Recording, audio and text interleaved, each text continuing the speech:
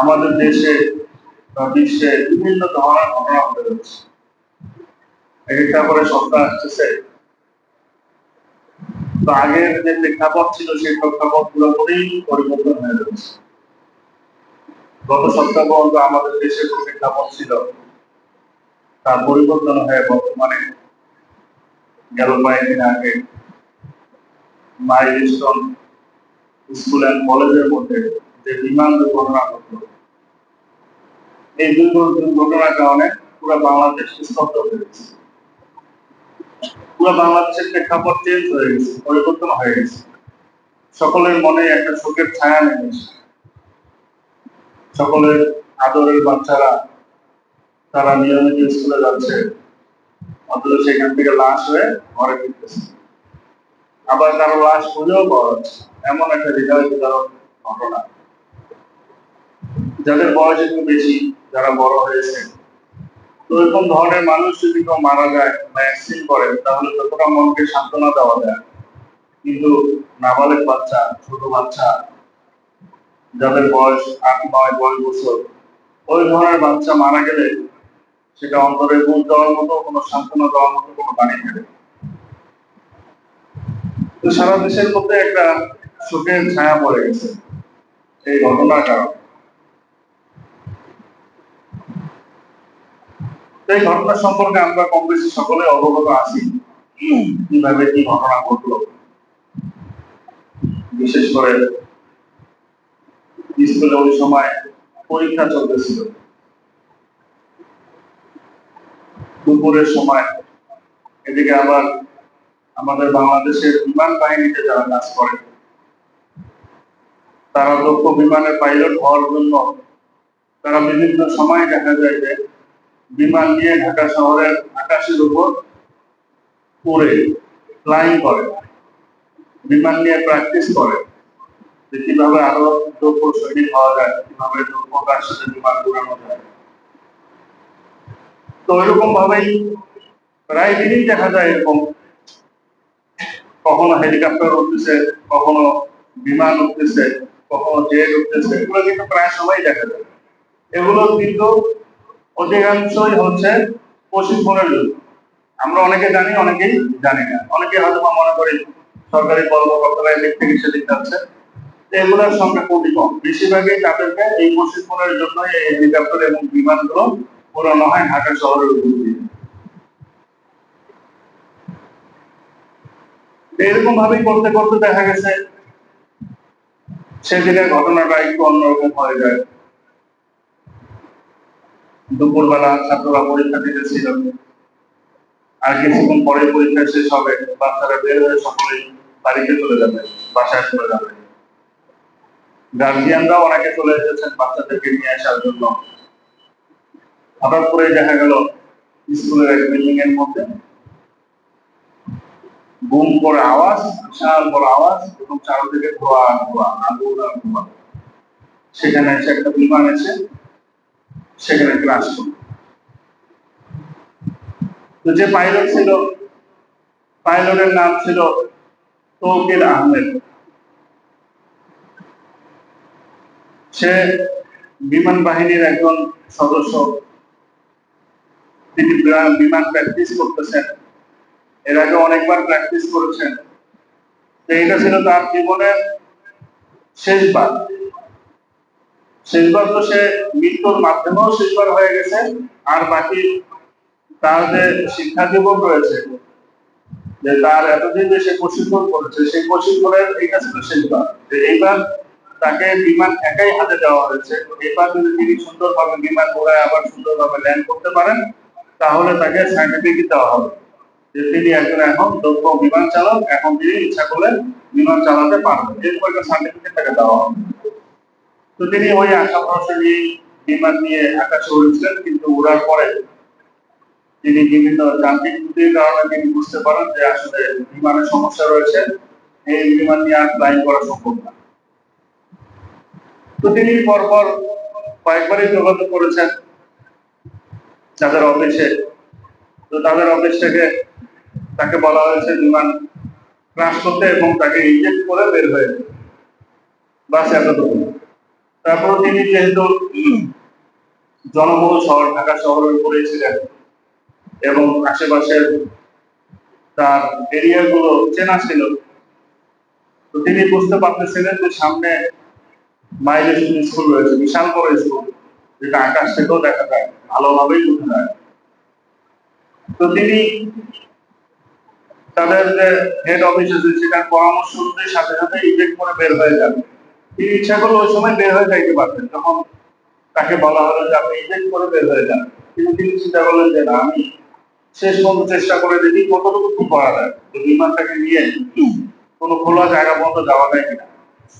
তো অনেক চেষ্টা করার পরও যখন তিনি ব্যর্থ হয়েছেন, একেবারেই আর সম্ভব হচ্ছে না, একেবারে শেষের দিকে এসে যখন বিমানটা মাটিতে পড়ে যাবে ওই সময় তিনি রিজেক্ট করে বের হয়েছে। কিন্তু তার রিজেক্ট করাটাও এত পরে হয়েছে যে আসলে অত অল্প সময়ের ভেতরে অত অল্প উঁচু থেকে রিজেক্ট করলে পরবর্তীতে আর প্যারাশুটও ঠিকঠাক মতো খুলে না। প্যারাশুটটা খোলার জন্য তো একটু ফাঁকা জায়গা লাগে, একটু বেশি সময় লাগে, যে প্যারাশুট একটু উল্টায় পাল্টায় তারপর আবার সোজা হয়ে যে তার ভরটা বহন করবে, এটার জন্য কিছুটা সময় লাগে, কিছুটা উঁচুতে হইতে হয়।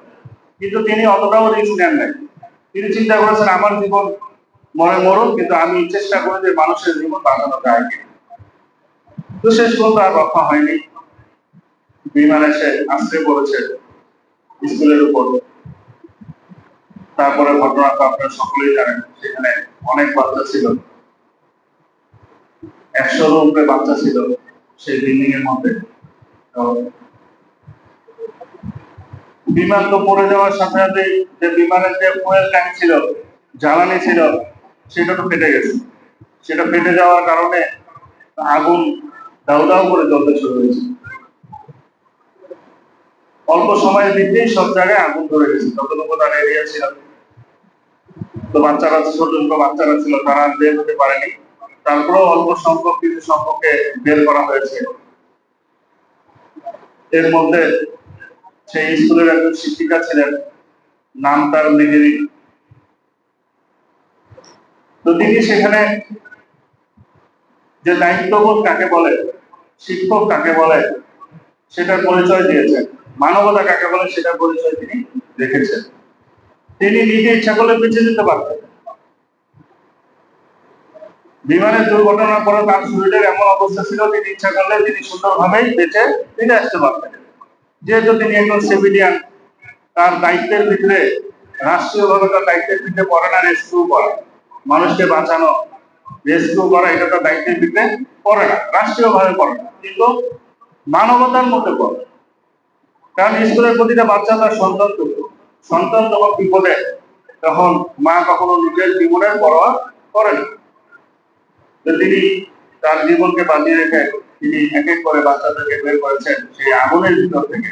সহজ বিষয় না, আগুনের ভিতর থেকে ভাবে একজন একজন করে তিনি 20 জন বাচ্চাকে তিনি বের করেছেন। যেভাবে বের করতেছেন তার শরীরে কিন্তু প্রতিনিয়ত আগুনের সংখ্যা বাড়তেছে।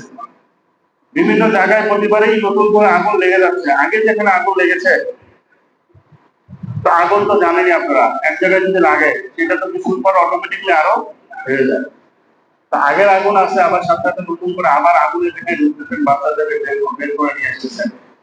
পরবর্তীতে যখন প্রায় 20 জনের মতো তিনি বের করে ফেললেন, তখন এমন হয়ে গেল তার শরীরের জামা কাপড় সব পুড়ে ছাই হয়ে গেছে এবং তার শরীরের চামড়াও পুড়তে শুরু করেছে। তখন তার আরেকজন সহপাঠী, যিনি শিক্ষিকা ছিলেন, তিনি তার নিজের কন্যা দিয়ে তার শরীরকে জড়িয়ে তাকে সেখান থেকে বের করেছে। তো যাই হোক, পরবর্তীতে তিনিও বাঁচতে পারেন। তিনিও বার্ন ইউনিটে, ঢাকা মেডিকেল কলেজের বার্ন ইউনিটে তিনিও পরবর্তীতে ইন্তেকাল করেন, শহীদ হয়ে যান। তার শরীরের অধিকাংশ স্থান পুড়ে যায়। অনেক বাচ্চা আছে যাদের একেবারে সমস্ত শরীরেই পুড়ে যায়, একেবারে কঙ্কাল হয়ে যায়, তাদেরকে আর শনাক্ত করা সম্ভব হচ্ছে না, তাদের নাম পরিচয় কিছুই পাওয়া যাচ্ছে না। আর কিছু আছে যাদেরকে রেস্কিউ করে হাসপাতাল পর্যন্ত নিয়ে যাওয়া হয়েছে, নিয়ে যাওয়া হলো, আগুনে পোড়ার ক্ষত এটা খুবই মারাত্মক। এটা খুবই মারাত্মক, একটা চিকিৎসাটাও খুবই মারাত্মক। তো দেখা গেছে যাদেরকে হাসপাতালে নিয়ে যাওয়া হয়েছে চিকিৎসাধীন অবস্থায় অনেকেই মৃত্যুবরণ করছেন। মৃত্যুবরণ করাটাই স্বাভাবিক, কারণ এই মৃত্যুটা, এই আগুনের যন্ত্রণা কোনো সাধারণ যন্ত্রণা না। সাধারণত অন্যান্য অ্যাক্সিডেন্টের মধ্যে মানুষের হাত পা ছিঁড়ে যায়, কেটে যায়, কেটে গেলে সেখানে আবার নতুন করে জোড়া দেওয়া যায়। কিন্তু আগুনে যে জায়গাগুলো পুড়ে গেছে সেই জায়গাগুলোকে নতুন করে আবার কোথায় খুঁজে পাবে? যে স্থানটা পুড়ে গেছে সেটা তো পুড়েই গেছে, সেটাকে আবার করে নতুন করে সংশোধন করা এটা ততটাও সহজ না। তো দেখা গেছে যাদেরকে হাসপাতালে নিয়ে যাওয়া হয়েছে তারা অনেকে হাসপাতালে যাওয়ার পরে এদিকে ইন্তেকাল করেছেন, শহীদ হয়েছেন। এই যে দুর্ঘটনাটা ঘটলো, এই দুর্ঘটনা ঘটার সময় দেখেন কতগুলো সমস্যা তৈরি হয়েছে। আমাদের মানুষের কিছু মানুষ আছে যারা মানবতা দেখিয়েছেন, আর কিছু মানুষ আছে তারা মানবতার পরিবর্তে প্রস্তুত বোধ তারা এই সময় জাগ্রত তৈরি করেছেন। তারা সেই সময় একটা মোক্ষম সুযোগ তৈরি করে নিয়েছেন ব্যবসা বাণিজ্য করার জন্য। যে স্কুলের সামনে তারা 12 মাস ব্যবসা করে, যে স্কুলের বাচ্চাদের কাছে তারা তাদের পণ্য বিক্রয় করে, তাদের ঘর সংসার চলে, সেই স্কুলের বাচ্চাদের প্রতি তাদের একটা সহানুভূতি থাকা দরকার, একটা ভালোবাসা মহব্বত থাকা দরকার, বলেন ঠিক কিনা? যখন সেই স্কুল বিপদের মধ্যে পড়লো, আগুনে সবাই হাই হুতাশ করতেছে, কি একটা পরিস্থিতি। সুস্থ মানুষ যারা রেস্কিউ করতে গেছে তারা আগুনের ভিতরে কতক্ষণ থাকা যায়, আগুনের ভিতরে কোনো কাজ করতে গেলেই তো পিপাসা লেগে যায় মানুষের। সেই সময় দরকার ছিল আশেপাশের দোকানদারদের যারা ছিল তাদের উচিত ছিল যে তাদের কাছে যতটুকু পানি আছে সেই পানিটা বিনামূল্যেই দিয়ে দেওয়া, যে আপনারা যারা কাজ করতেছেন তারা কাজ করেন, আমরা পানি সরবরাহ করতেছি, পানি শেষ হয়ে গেলে আবার নিয়ে আসার ব্যবস্থা করেন। কিন্তু সেখানে সেটা না করে আশপাশের অধিকাংশ দোকানদার কি করেছে, পানির মূল্য বাড়িয়ে দিয়েছে। এই মূল্যটা কিসের জন্য বাড়ানো? এটা যদি মানুষের জীবন মরণের প্রশ্ন না আসতো, সাধারণ একটা বিষয় হতো, তো তারপরও মেনে নেওয়া যাইতো যে একটা জিনিসের যেহেতু এখন প্রয়োজন বেশি, বাঙালিদের স্বভাব যখন যে জিনিসের প্রয়োজন বেশি সেই সময় সেই জিনিসের ব্যবসা করা, তাহলে সেটা মেনে নেওয়া যায়। যখন এটা জীবন মরণের প্রশ্ন হয়ে দাঁড়িয়েছে তখন তারা কোন বিবেকে এই সময় পানির মূল্য 2 লিটার পানির মূল্য 600 টাকার মতো তারা বিক্রি করছে, যেখানে 2 লিটার পানির মূল্য মাত্র 40 টাকা। তো তাদের কাছে অনেকেই বিপদে পড়ে পানি আনতে গিয়েও পানি আনতে পারে নাই। এই যে পানি আনতে গিয়েও পানি আনতে পারলো না, পানি না খেয়ে মারা গেল, তো তাদের ব্যাপারে আল্লাহ তাআলার কাছে তারা কি জবাব দেবে? ইয়ারমুকের যুদ্ধের মধ্যে এরকমই এক ঘটনা ঘটেছে। একজন মুসলমান সৈনিক তিনি আহত হয়েছেন মৃত্যু সজ্জায়, যুদ্ধের ময়দান, জানেনি কিরকম পরিশ্রম কষ্ট, পানির পিপাসা লাগাটাই স্বাভাবিক। তো পানির পিপাসায় কাঁপাচ্ছেন, তো দূর থেকে দেখতেছেন একজন পানি বিতরণ করতেছেন, তাকে বললেন আমার কাছে একটু পানি নিয়ে আসো, আমি একটু পানি পান করবো। তো তিনি তার কাছে পানি নিয়ে আসলেন। তো পানি যেই তাকে দিবেন পান করার জন্য, দেখেন অদূরেই তার কাছেই আরেকজন ব্যক্তি পানি পানি করে চিৎকার করতেছে, তিনিও মৃত্যু করবেন। তখন তিনি চিন্তা করেন আমি পান করতে করতে যদি তিনি মারা যান তাহলে তো এটা আমার মানবতাবাদী কাজ হলো না। তো তিনি নিজের উপর তাকে প্রাধান্য দিয়েছেন, তাকে প্রাধান্য দিয়ে বলছেন যে তুমি আগে তাকে পানি পাও। এই পানি বিতরণকারী ব্যক্তি তার কাছে পানি নিয়ে গিয়ে যখন তাকে পানি দিবেন তখন দেখা যাচ্ছে তার কাছে আরেকজন ব্যক্তি সেও পানি পানি করে চিৎকার করতেছে। এই দ্বিতীয় ব্যক্তিও তিনিও মানবতার কাজ করলেন, তিনিও নিজে পানি পান না করে বললেন আগে তাকে দেন। এই তৃতীয় ব্যক্তির কাছে যখন পানি নিয়ে যাওয়া হলো তখন যেতে যেতেই ওই ব্যক্তি শহীদ হয়ে গেল, ইন্তেকাল করলো, মারা গেল। এরপরে তিনি পানি নিয়ে আবার তৃতীয় ব্যক্তির কাছে আসলেন, আস্তে আস্তে তিনিও মারা গেছেন, তিনিও আর বেঁচে গেলেন। এরপরে যখন আবার প্রথম ব্যক্তির কাছে আসলেন, এসে দেখেন তিনিও মারা গেছেন। এই ছিল তাদের আদর্শ। তো দেখেন এই একই আদর্শ, আমরা তো সবাই মুসলমান, আমাদের শরীরে, সকলের শরীরে হচ্ছে মুসলমানের রক্ত, মানবতার রক্ত। সেই একই পরিচয় কিন্তু আমাদের সেই শিক্ষিকা মেহেদী দিয়েছেন। তিনি কিন্তু ওই সময় নিজের জীবনকে বাঁচিয়ে রেখে অন্যের জীবন বাঁচিয়েছেন। তো তিনি তো নিজেই আগুনে পড়ে মারা গেছেন, আগুনে পড়ে নিজে মারা যাওয়ার কারণে তো তিনি শহীদ, এর মধ্যে তো কোনো সন্দেহ নেই। কোনো সন্দেহ আছে? কোনো সন্দেহ নেই। তার সাথে সাথে যে নিজের জীবন বাঁচিয়ে রেখে আরো 20 জনের জীবন বাঁচিয়েছেন। এই 20 জন ব্যক্তির জীবন বাঁচানোর কারণে তিনি আল্লাহ তাআলার দরবারে কত বড় মহান ব্যক্তি হয়ে গেছেন। আল্লাহ তাআলার দরবারে তো হয়েছে নেই, আমাদের পুরা বাঙালি জাতির মাথার কাজ হয়ে গেছে। এর একই সাথে সাথে আশপাশের দোকানদার যারা জিনিসের দাম বাড়িয়ে দিয়েছে, তারা কিন্তু আজকে আমাদের জাতির কাছে নির্যাতন হয়ে গেছে, মানবতা বিরোধী ব্যক্তি হয়ে গেছে, তারা পশু হয়ে গেছে, তাদের কাছে কোনো মানবতা বলতে কোনো কিছু নেই। সেই জন্য বিপদের সময় আমাদেরকে নিজেদেরকে যতটুকু সম্ভব আমরা সাহায্যের হাত বাড়িয়ে দিব। এবং এই সুযোগটা রিক্সাওয়ালা, সিএনজি সবাই নিয়েছে। 40 টাকা 50 টাকা রিক্সা ভাড়া তারা 400-500 টাকা নিয়েছে, 100 টাকা 150 টাকা সিএনজি ভাড়া তারা 1000 টাকা কমে যাবে না। আচ্ছা বলেন তো, সবার পকেটে কি সবসময় টাকা থাকে? একটা মানুষ বিপদে পড়েছে, এখন তার জীবন বাঁচানো দরকার।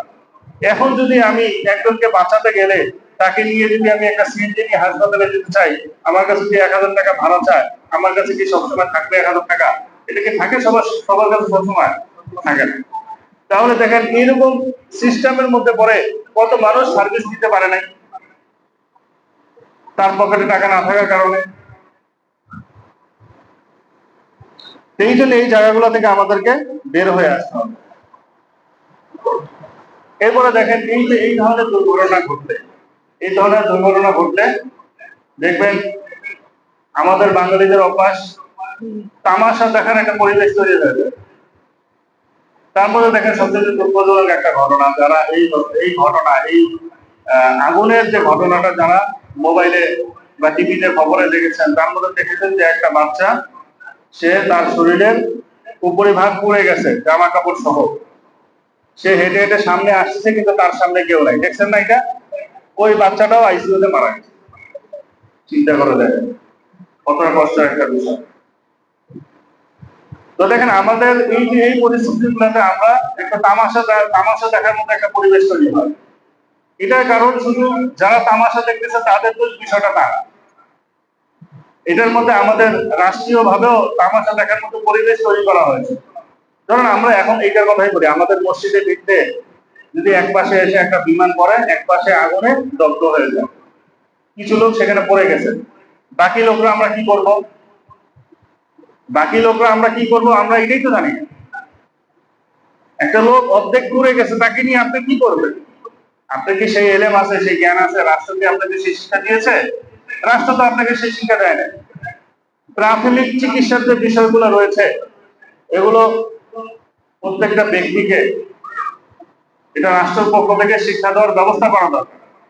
রাষ্ট্র যেমন ভাবে আমাদেরকে কোন সার্ভিস দিতে গেলে তখন আমাদেরকে জিজ্ঞাসা করে তোমার ভোটার আইডি কার্ড কোথায়, এনআইডি কার্ড কোথায়? এনআইডি কার্ড ছাড়া কোনো সার্ভিস দেওয়া যায় না। বলে নেওয়া যায় কি যায়?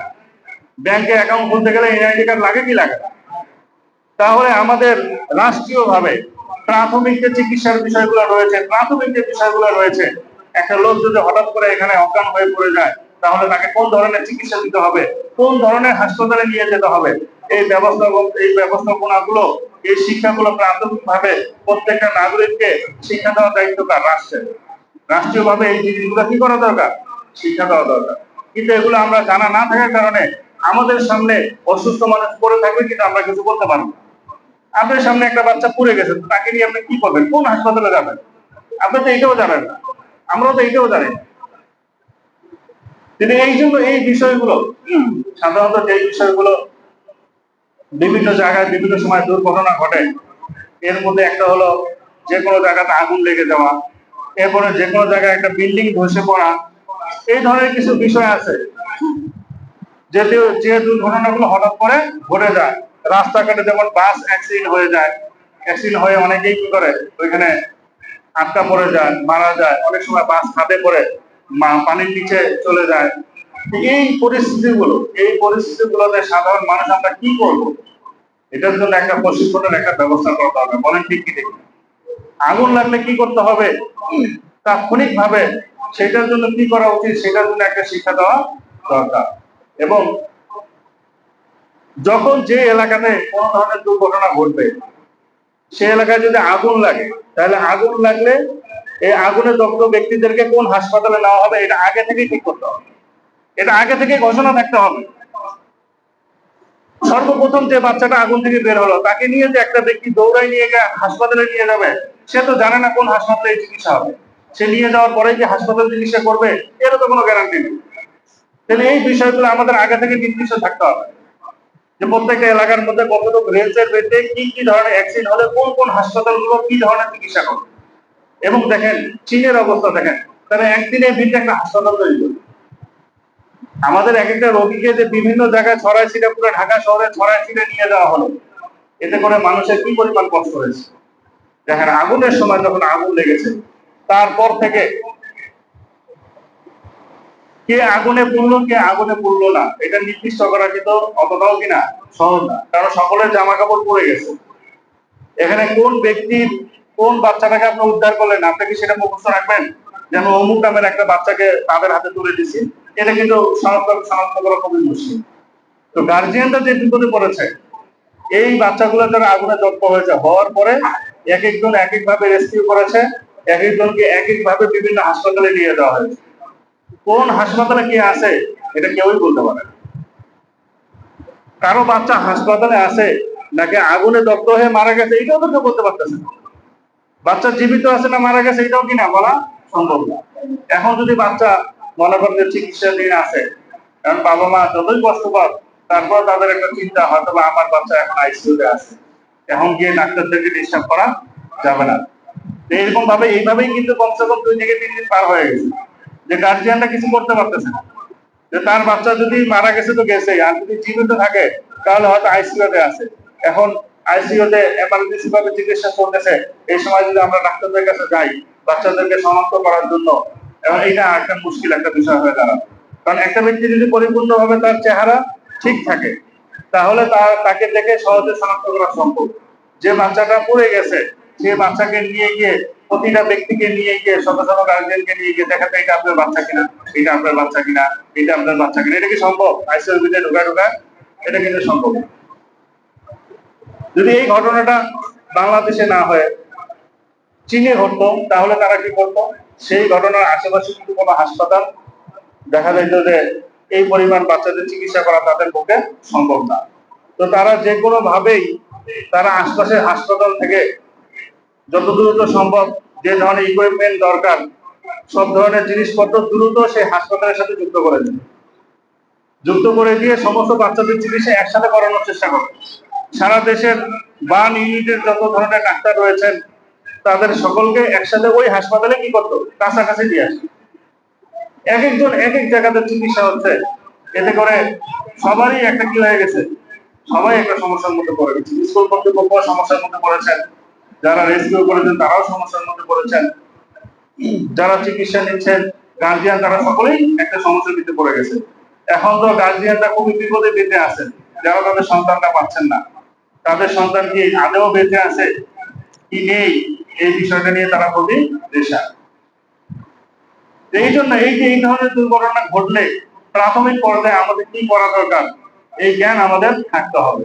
এই জ্ঞানটা এটা রাষ্ট্রীয় ভাবে এটা করা দরকার। প্রত্যেকটা ব্যক্তির এনআইডি সার্টিফিকেটের সাথে সে আমাদের কিছু যে প্রাথমিক চিকিৎসামূলক যে কাজগুলো রয়েছে সেগুলো সে করতে পারে কিনা এই বিষয়গুলোর এটা করে ট্রেনিং এর ব্যবস্থা করা। তাহলে দেখা যাবে যে কোনো জায়গায় কোনো দুর্ঘটনা ঘটলে সেখানে মানুষকে খুব সহজেই রেস্কিউ করা যাবে এবং অধিকাংশ মানুষের জীবন বাঁচানো যাবে।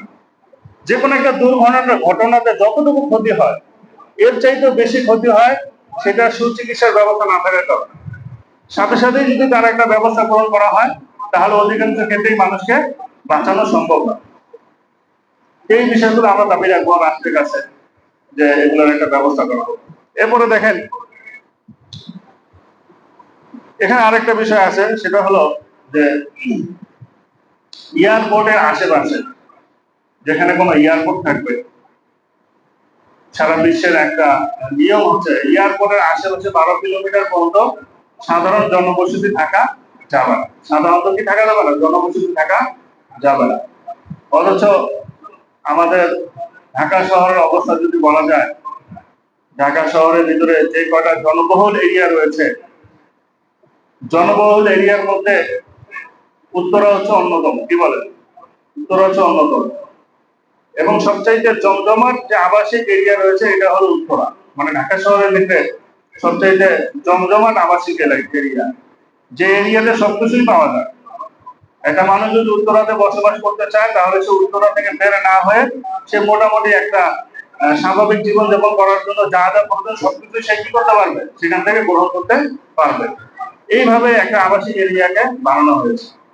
তো এয়ারপোর্টের আশেপাশে বড় বড় মার্কেট, বড় বড় হাসপাতাল, দেখা গেছে যে জনবহুল এরিয়া এই এরিয়াতে হওয়ার কথা না। কিন্তু আমাদের দেশ হলো দুর্নীতিগ্রস্ত একটা দেশ। এখানে কোনো নিয়ম কানুনের তোয়াক্কা কেউ করে না। এই নিয়ম কানুন গুলো শুধু সরকারের ডায়েরির মধ্যেই থেকে যায়, কিন্তু বাস্তবায়ন করা হয় না। যেখানে 4 তলা বিল্ডিং এর বেশি করা নিষেধ, সেখানে কি কিছু টাকা ঘুষ দিলে অটোমেটিকলি 6-7 তলা বিল্ডিং করা যায়। এরকম আবাসন প্রকল্প করার জন্য বিভিন্ন ধরনের নিয়ম আছে। কোন কোন এরিয়াতে মার্কেট বানানো যাবে, কোন কোন এরিয়াতে মার্কেট বানানো যাবে না, কোন এরিয়াতে হাসপাতাল বানানো যাবে, কোন এরিয়াতে হাসপাতাল বানানো যাবে না, কোন এরিয়াতে স্কুল বানানো যাবে, কোন এরিয়াতে স্কুল বানানো যাবে না। যেমন ধরেন একটা এরিয়াতে স্কুল আছে, এখন স্কুলের পাশে গিয়ে যদি একটা কেউ মার্কেট বানাতে চায় তাহলে এটা নিষেধ। কারণ বাচ্চারা পড়াশোনা করতে এসে যদি পাশে মার্কেট থাকে তাহলে নিয়মিত তারা মার্কেটে যাতায়াত করবে, মার্কেটে যাতায়াত করলে তাদের পড়াশোনাতে ক্ষতি হবে। এই ধরনের অনেক নিয়ম আছে। যে সমস্ত এরিয়া ভূমিকম্পর সতর্কবাণী থাকে সেই সমস্ত এরিয়া আছে, সেখানে বড় বিল্ডিং করা নিষেধ। এরপর যে সমস্ত এরিয়াতে এরকম আগুন লেগে যাওয়ার সম্ভাবনা আছে সেই সমস্ত এরিয়াতে এরকম বাচ্চাদের ব্যবস্থা করা নিষেধ। তো আমাদের বাংলাদেশে আসলে এই নিয়ম কানুন গুলো মানা হয় না।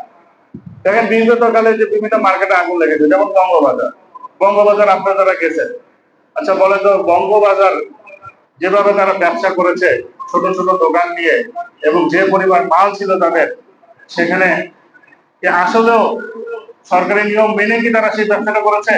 মার্কেটটা হয়েছে? হয় নাই। যে কোনো একটা স্থাপনায় এমন হইতে হবে সেখানে যদি কোনো দুর্ঘটনা ঘটে তাহলে তাদেরকে রেস্কিউ যাতে করা যায়। যেমন আপনারা যদি আমাদের চৌরঙ্গি মার্কেটের দিকে দেখেন, চৌরঙ্গি মার্কেটে যদি কোনো বিপদ আপদ ঘটে তাহলে সেখানে মানুষকে উদ্ধার করতে পারবে। একই ঘটনা যদি অন্ধ মার্কেটে ঘটে তাহলে কি হবে?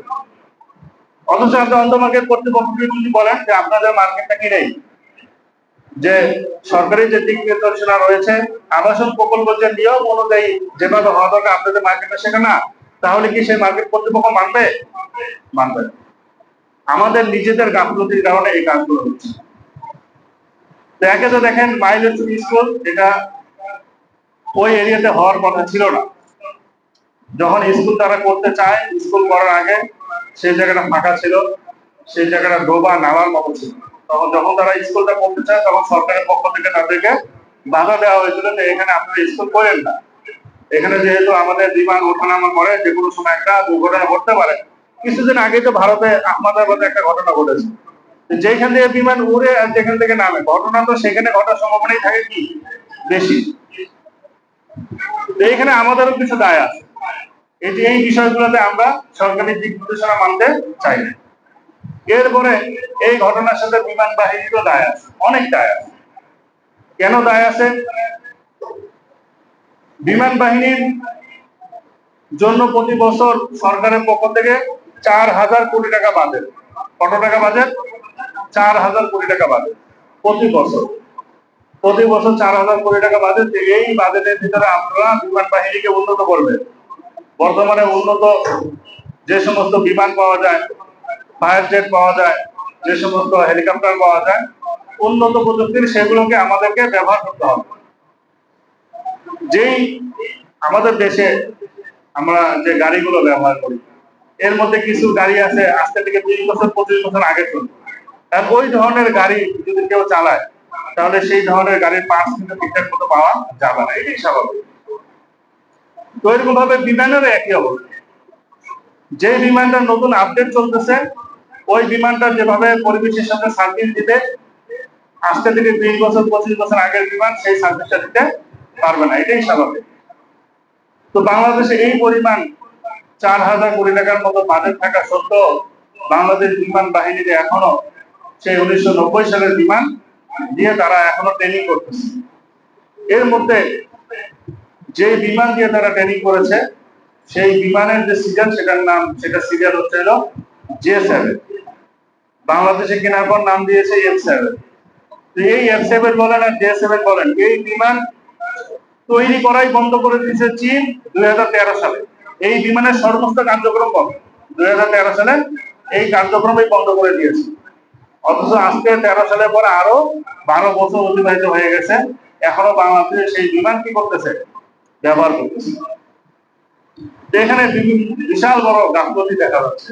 এই ধরনের গাফলতির কারণে যে সাধারণত যে বিমানটা পুরানো হয়ে গেছে, যে বিমানটা কোম্পানি এখন আর বের করতেছে না, সেই বিমানের ভিতরে সমস্যা আছে বিধাই তো কি হয়ে গেছে, সেই বিমানটা এখন ব্যান হয়ে গেছে। যদি কোনো একটা মেশিন, কোনো একটা জিনিস খুব ভালো সার্ভিস দেয়, সে যত পুরানাই হোক কোম্পানি কিন্তু সেটাকে চালিয়ে যায়। কিন্তু যখন ওই জিনিসটা দেখা যাচ্ছে ওই জিনিসের থেকে ভালো জিনিস বের হয়ে গেছে, এই জিনিসের আর প্রয়োজন নাই, এই জিনিসটা এখন ব্যবহার করলে মানুষ বিপদে পড়তে পারে, এই জিনিসের সাথে ভালো আপডেট জিনিস বের হয়ে গেছে, তখন আর ওই জিনিসটাকে কোম্পানি আর নতুন করে আর তৈরি করে না। তো যেখানে 2013 সালে এই বিমান বন্ধ করে দেওয়া হয়েছে, তারপরেও কেন এই বিমান দিয়ে ট্রেনিং করা হবে? এবং এই যে J7 বা F7 বলেন, এই বিমানের দুর্ঘটনার ইতিহাস অনেক বেশি। যে সমস্ত বিমান দিয়ে ট্রেনিং করা হয়, যে সমস্ত বিমান সারা পৃথিবীর মধ্যে সবচেয়ে বেশি ক্রাশ করেছে, এর মধ্যে J7 রয়েছে 1 নম্বরে। মানে এই বিমানের দুর্ঘটনার হার অনেক বেশি। এর আগে অনেকবার এই বিমান দুর্ঘটনার শিকার হয়েছে, তারপরেও কেন বিমান বাহিনী থেকে এই বিমান দিয়ে তারা এরকম ট্রেনিং করাবে? এখানে বিমান বাহিনী তো দায় আছে। বিশেষ করে গত অর্থ বছরে 2021, 22, 23, 2021 থেকে 24 এই 3 বছরের যে বিমান বাহিনীর প্রধান ছিলেন, তার নাম হচ্ছে শেখ আব্দুল মান্নান। এই 3 বছরের বিমান বাহিনীর বাজেট ছিল প্রতি বছর 4,000 কোটি টাকা করে 12,000 কোটি টাকা। এই 12,000 কোটি টাকার মধ্যে 300 কোটি টাকা তার বিরুদ্ধেই দুর্নীতি মামলা রয়েছে। এই 12,000 কোটি টাকার মধ্যে তিনি নিজের পকেটেই ঢুকিয়েছেন হলো 300 কোটি টাকা। এবার চিন্তা করেন তাহলে বিমান বাহিনীর অবস্থা তারা কি করে ফেলেছে। অনেকেই বলতেছেন যে ভারতকে খুশি করার জন্য বাংলাদেশ নতুন আপডেট বিমান ক্রয় করেনি, কারণ বাংলাদেশ যদি নতুন নতুন যুদ্ধ বিমান ক্রয় করে, নতুন নতুন অস্ত্র শস্ত্রে সজ্জিত হয়ে যায়, তাহলে ভারত হুমকির মুখে থাকবে। এই ভারতকে খুশি করার জন্য বাংলাদেশের মধ্যে বিমান বাহিনীতে নতুন নতুন মেশিন এগুলো অ্যাড করা হয়নি। এই 12,000 কোটি টাকা যে যেখানে দুর্নীতি করুক, একটা দুর্নীতি কিন্তু কেউ সম্পূর্ণ নিজে একা খেতে পারে। যে বস থাকে, বস যদি 100 কোটি টাকা খায়, তাহলে বসের নিচে যে আছে সে 50 কোটি টাকা খাবে। তাকে 50 কোটি টাকা না দিয়ে কি বস 100 কোটি টাকা খাইতে পারবে? তার মানে বিমান বাহিনীর প্রধান যদি 300 কোটি টাকা নিচে খেয়ে থাকে, তাহলে তার নিচে পদে আরো যারা রয়েছে তারা আরো 600 কোটি টাকা খাইছে।